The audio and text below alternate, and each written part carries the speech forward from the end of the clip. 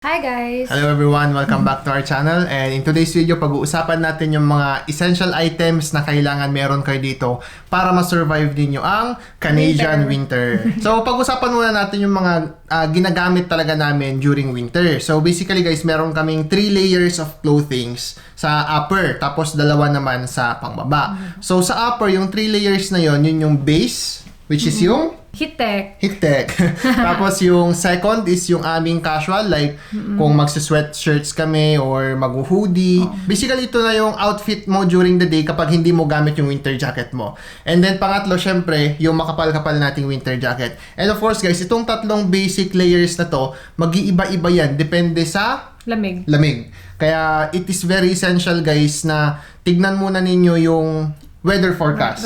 Kung ano yung magiging weather throughout the day, di ba? So, papakita namin sa inyo guys kung paano kami magli-layer. So, umpisahan natin sa aming base clothes. So, ito yung base clothes. Yan. So, basically guys, ito yung kay Dayan. Ito yung akin. So, ito yung binili namin to sa sa Philippines. Pero meron din kayo mabibili dito. Ang tawag dito is base clothes. Ito yung thermal. So, kung titignan nyo guys kung gaano siya kakapal, ganyan siya kakapal. Yan, makapal-kapal siya. So, ang gamit nito guys, para i-keep niya yung warm or yung init ng katawan ninyo para makip niya sa loob, hindi siya lumabas. Kasi guys, kapag regular na long sleeve ang ginamit nyo, like cotton long sleeve, marami kasing butas yun so lalabas yung init. So, hindi niya ma-insulate yung katawan mo. So, ito yung very essential sa first layer, lalo na kapag bumagsak na ng -10 or -15 or -20 na yung weather. So yan guys, ipapakita namin to sa inyo and susot namin ni Dayan. See you! So yan na guys, ito na yung aming base layer. So ito ginagamit lang namin to guys kapag magma-20, -15 or -35 ganyan. So essential kasi to. Ang problema lang kasi nito guys, kapag kayo ay pupunta ng work, tapos magaganito kayo paglabas ninyo, medyo mainit na siya kapag nasa loob na kayo ng building. Kasi guys, sa mga buildings, naka-heater yan. So, ang temperature dyan, mga 22, 21. So, ito, magagamit nyo lang to kapag kayo ay magko-commute, ganyan. Or, basta, pag sa labas kayo, to, essential to. Pero kapag pwede naman nilang magamit to, pero yung pangloob na lang, ay yung susunod panlabas, pa na mas manipis na. Mas manipis na lang. Hindi na siya yung sobrang kapal. Or, pwede rin naman na gamitin nyo to sa pagpunta nyo ng work, then pagpunta nyo ng work, alisin nyo na lang, tapos isuot nyo yung uniform nyo. Ang hassle, no? Hassle. Pero anyway, kailangan nyo to lalo na kapag -20 na sa labas, tapos magko-commute kayo like public transpo. Very essential to guys kasi lalamigin kayo pag wala ito. So next na ilalagay natin guys is yung second layer na namin, which is yung mga sweater namin or hoodie or whatever. So, ito yung sa akin. Ano sa'yo, Bill? Ito yung sa akin. Wala ka sa... Bakit di mo ko nilabasan? Wala sa'yo, kuha ka. Ano sa akin? So ito guys, ang pagdadamit ko ngayon, and see you ulit! So yan na guys, naka second layer na tayo. So una is yung ating base na thermal. Pangalawa, ito yung panlabas na natin. So pwede na kayo mag jeans dito, mag long sleeve, or mag hoodie kayo dito. Pwede din hoodie. So basically guys, itong second layer ninyo, dito na yung depende sa look na gusto nyong makuha or ma-maintain during the day. Kasi technically, ito na yung magiging itsura nyo ng walang winter jacket. So ito yung second layer natin. And yan, nakadepende rin ito sa weather sa labas. Kung magmamanipis tayo or magmamakapal tayo na second layer. So depende pa rin yan guys. So kailangan nyo pa rin i-check. Pero itong gamit namin ngayon, pasok na to sa -20, -25 na weather sa labas. So pangatlo na layer natin is yung aming winter jacket. So basically guys, meron kaming tig-tatlong set ni Dayan ng winter jackets. Ayan, so ginagamit namin siya in different occasions. So unahin natin yung kay Dayan. So itong winter jacket niya na to. Ayan, so itong winter jacket na to guys, bigay to nila tita, nila Asil. Favorite ko to guys. Yeah, favorite niya yan. So ginagamit niya to guys pag hindi masyadong malamig sa labas kasi medyo manipis lang siya. Yung insulation niya sa loob hindi ganon kakapal. So pwede niyang gamitin itong winter jacket na to ng mga -5 ganyan. So just sa sleeve na yan, pero sa katawan niya. Maganda Medyo may fur. Kasi may fleece siya. Fleece ba to? Fur. Basta ganun, ma-furry yung loob niya, so okay pa rin siya. Pero ito, ginagamit niya to for -5, siguro hanggang -10, pwede pa. Pwede. Lalo pag naka-layer ka naman, di ba? So dito kasi guys, hindi advisable yung isahang makapalang jacket kasi kapag makapal yung jacket mo na hindi ka naka-layer, what if biglang uminit yung panahon, so wala kang maaalis, di ba? So, iisa na lang yun. Pag inalis mo yun, nilamig ka. Pag nilagay mo yun, mainitan ka naman. Totoo. Yan. So, yan ang pormahan ni Dayan, guys, kapag -5 lang yung weather. So, triple layer na yan. Naka-base, second layer, tsaka itong Yung winter jacket na ito. panglabas. And then, next na jacket niya, this is a puffer parka. So, mahaba siya, guys. Hanggang dito, mahaba yan. Tapos, puffer na siya. And medyo makapal-kapal na, guys, yung feeling yan. So, kung titignan nyo yan, guys, alam ko to, down to eh. Synthetic down yung gamit nito. So, makapal to. Kaya nito hanggang -20 na, babe, no? -20, -25. Kayang-kaya nito. Pero ang problema nito, guys, since wala siyang fur, pag nag-i-snow, hindi siya magandang gamitin. Kaya meron siyang second dito na merong fur na pwede niyang gamitin. So, both of these, kaya nila ng -20, -25. Kayang-kaya nila. No, tawag dito, walang problema. Ngayon, pag bumagsak na ng -30 ang weather, itong ginagamit ni Dayan na second base niya, papalitan niya to ng mas makapal na hoodie. So, Or pwede ko lang ipatong to. papatong mo yung isa. Or itong Patong manipis. Meron pa isang manipis. Yan. Or pwede niyang gamitin ito, guys, kapag sobrang lamig na. So, magpo 4 layers na siya. So, yung base na thermal, yung second na outer niya. Tapos, meron siyang manipis na, anong tawag ito? Bomber jacket? Hindi, parang puffer lang din. Puffer pero, jacket. Ewan ko, puffer ata. Na medyo manipis-nipis lang, pero makakatulong pa rin tong mag-insulate nung heat sa loob. Kasi pag ginamitan mo ng sobrang kapal, masyado ka ng malaki. So, try mo nga, babe, pag -40 ka na. Kukompletohin natin yan Ayan, mamaya. ang init-init na. Yan. So, yan na yung magiging third layer niya. Ito, guys, example lang to kapag -30, -40 na yung weather. Yun yung sobrang kapal na ng weather. Lalo guys, kung magko-commute kayo, magko-commute kayo. Public transpo. So, aside from that, dito na niya ipapasok yung kanyang Ito na yung outer final talaga. na. And make sure, guys, na yung outer jacket ninyo is waterproof. Kasi pag hindi yan waterproof, i-absorb lahat ng snow, lalo na pag nag-melt yung snow, i-absorb lahat ng jacket mo. Sobrang lamig nun, guys. And yeah, hindi siya advisable. Yan, medyo nag-struggle siya. Lalo kung makapal yung jacket mo, may hirapan kang Kung makapal yung jacket mo, mahirap na mag-zip. Kaya manipis lang yung pinasusuot ko sa kanya kapag ganyan. So yan, guys, ang kanyang forma. Palikod ka, babe, para makita ka nila. Dito sa likod. So yan yung kanyang forma. Pag nag-snow, i-shoot mo lang yung yan. Di ba? So ang gamit kasi nito, guys, itong fur na to, para kapag nag-i-snow, hindi siya didiretso sa mukha mo. So yan yung gamit Ayan niya. siya, guys. Ganyan na. Ano yun? Ganyan ang mini itsura ni Dayan. Hindi pa kompleto yung outfit niya. Hindi pa nga. So, kapag siya na ay lalabas, syempre hindi siya lalabas ng ganyan. Kasi guys, naka-expose pa yung kanyang muka. And yung neck niya medyo exposed. Kasi ito, hanggang dito lang siya. Hindi siya umaangat hanggang dito sa neck. Totoo. Kaya kailangan niyang either magbo-bonnet siya, mag-ear muff siya, at mag-scarf siya. So, bibigyan naman namin sa inyo yung gears, guys, na ginagamit din ni Dayan. Or pwede din kung gusto niya mag-turtleneck, pero hindi lang siya gaanong Komportable. Hindi, komportable naman, pero baka hindi niya kayanin. Yan. So, ito din, guys, ear muff, toque or bonnet, tsaka scarf. Ito din, essential din to, guys, para i-cover ninyo yung upper part ng inyong body. Like yung head ninyo. Kasi, guys, masakit sa tenga kapag hindi nyo siya kinover yan. So, you need a toque, either a toque or ear muff. So, paano mo ilalagay itong ear muff mo, babe? Ito, Magtutok ka ba o mag-ear muff ka? Toque na lang? Hindi, pwede naman Sabay? both. Okay. And make sure, Or, guys... pakita ko lang sa kanila kung paano. And make sure, guys, na yung toque ninyo is ganito. Insulated siya sa loob, hindi siya yung breathable. So, yeah. Kasi pag may maraming butas to, papasok pa rin at papasok yung... Hirap na gumalaw. yung Babe, hindi ko maabot. Hindi mo maabot. Ipasok mo lang sa leg ko. Wait lang, tulungan lang natin.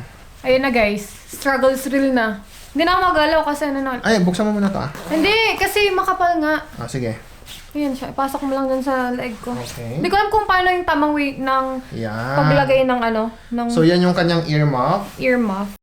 Kung may ear muff na kayo, pwede nyo lang gamitin yung hood nyo. Hood nyo. Yung hood ng Or, inyong kung hindi kaya ng hood nyo, magtukpa.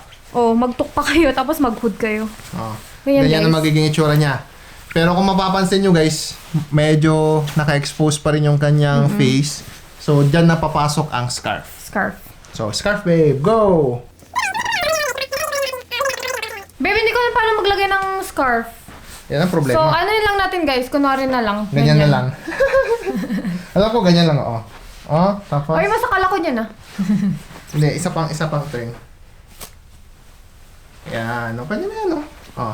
Tapos, ganyan na, pwede guys. mo siyang iangat. Mm-hmm. I-adjust mo to para i-close yung Parang face mask lang ah. parang Ganyan guys. face mask. Ganyan, para ma-close mo yung ganyan mo. Tas, Pero totoo guys, laking tulong nito pag natakpan yung mukha mo. yes, kasi mahapdi guys kapag hindi niyo tinakpan yung mukha niyo. So, tingnan nyo guys kung ano yung tsura ni Ben. Kailangan mo pa yung ano mo, yung mask mo. Yan guys. Oh, ganyan na yung magiging itsura niya guys. So, Or, meron pa tayong isa. yung ano, yung- ito. Ayan guys, nabili lang namin So, sa Shopee. pwede rin to guys. Neck warmer din siya. Parang mask lang din. So, suot mo. Alisin muna natin to guys. Masyado na madaming gamit sa Ben. Nahirapan na ako gumalaw. So, ito, pwede nyo rin itong gamitin. Actually, kasama niyan nung toque Ah. na binili namin sa Shopee. So, magkasama yan. Magto 2 years na to guys. 2 years na yan. Pangatlong winter na. Tibay Kasi yan. dumating tayo December, di ba? Oo. Yan, problema pag mahaba-buhok nyo. Oo nga. And guys pala, pag kayo ilalabas during the winter, make sure na naka-blower yung buhok ninyo. Kasi pag basa yung buhok ninyo guys, magfo-frozen yan. Tsaka sasakit Sasakit lang yung ulo nyo. So, yan na. Pwede niyang ipasok, ganon. Yan. Tas- Then yung tok natin. Wow. Ayos, tulungan mo ako guys. Oh.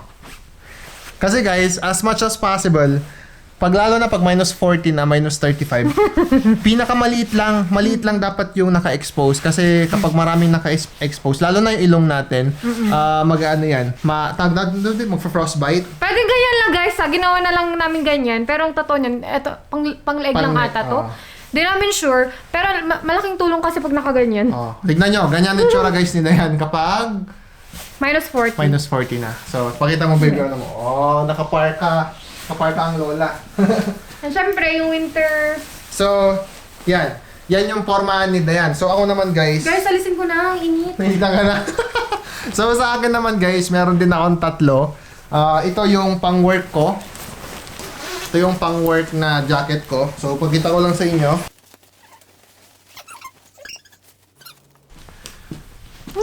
So guys, ito yung aking pang-work na winter jacket. Medyo makapal-kapal na rin siya. Kaya nito ang minus 20. Actually, kahit minus 30, kaya nito eh. Oh, basta naka-heat-tech ka. Basta naka-tech ka. Ang problema ko lang nito guys, wala siyang fur. Dito sa So kapag nag-i-snow, medyo mahirapan tayo.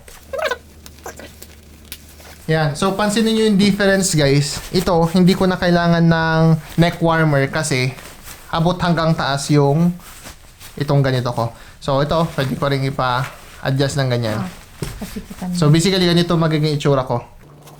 Yan. So ito guys, ang tawag dito is puffer jacket. So makapal na siya.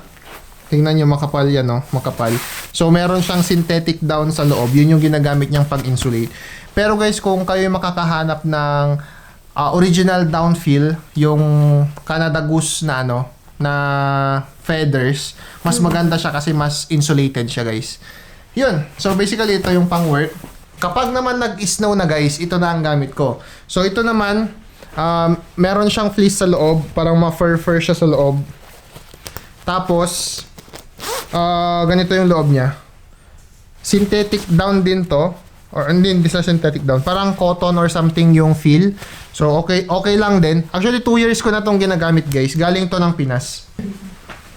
Pero pangatlong winter na natin, diba? Yes. Nakapalit na ako. Ayan. So, ito naman itsura ko guys.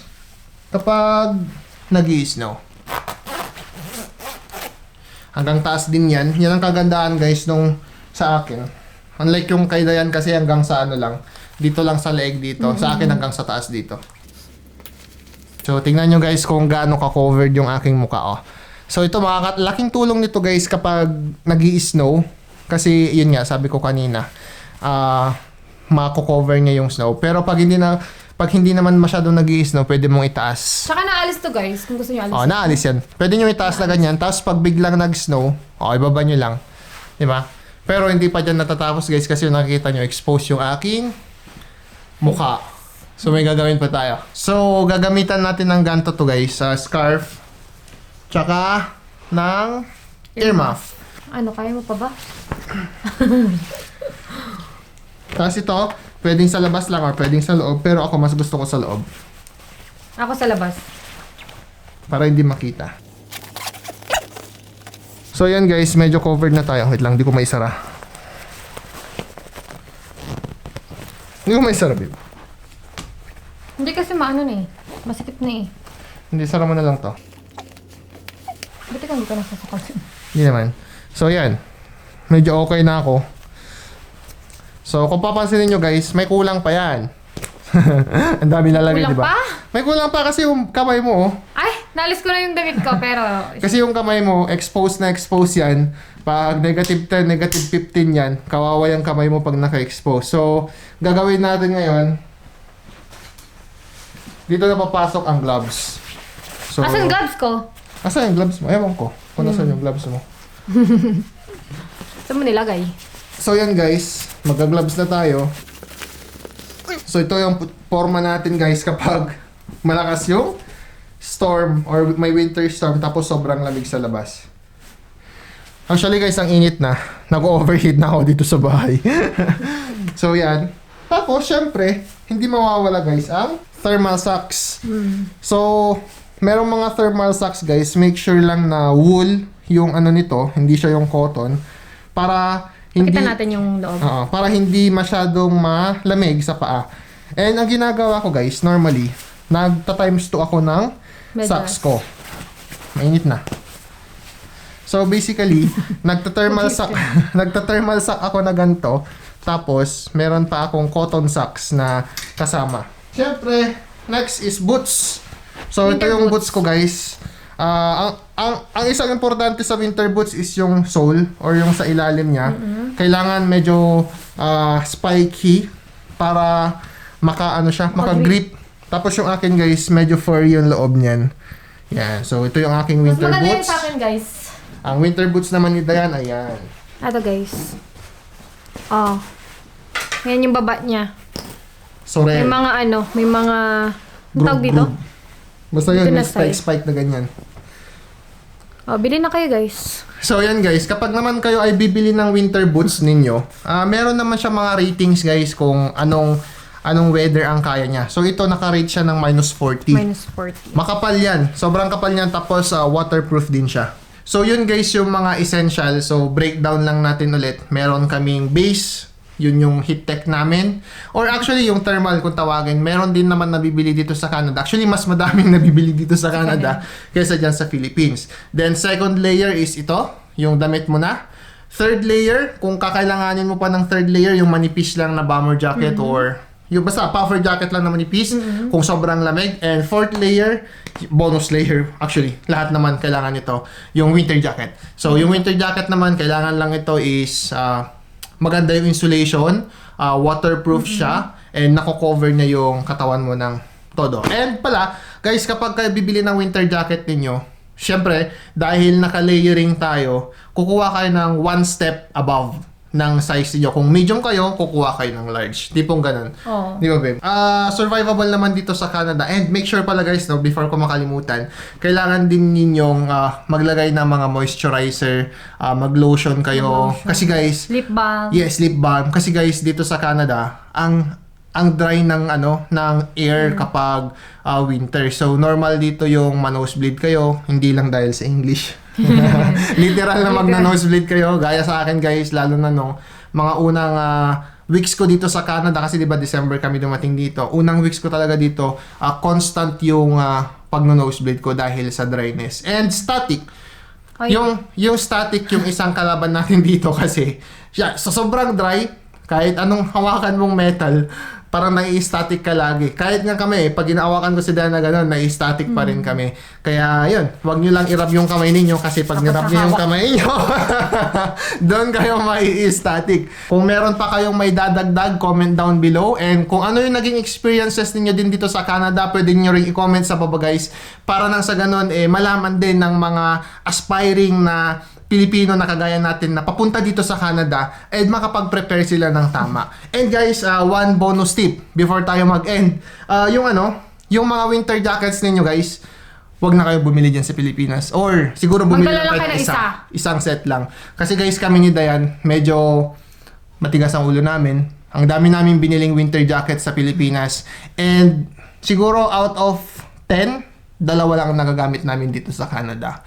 So, yan guys. Huwag na kayo magdala. Sayang ang bagayan ninyo. Lagyan nyo na lang ng mga pagkain ninyo, mga comfort foods ninyo, mga daing, ganyan, payless, whatever. Kung ano yung mga comfort foods nyo dyan sa Pilipinas. Yun na lang ilagay nyo sa bagayan ninyo instead of yung winter jacket na bibili nyo dyan sa Pilipinas. And that's everything for this video, guys. Again, this is Edwin from Dre's Canada Vlog. And this is Diane. And thank you so much for watching. And always remember to stay humble. And stay focused. And we'll see you sa next vlog. Bye! Anong tagline mo? Babe, nagre-record pa rin. I don't know how to stop this. Yung red. Yung red. What thread?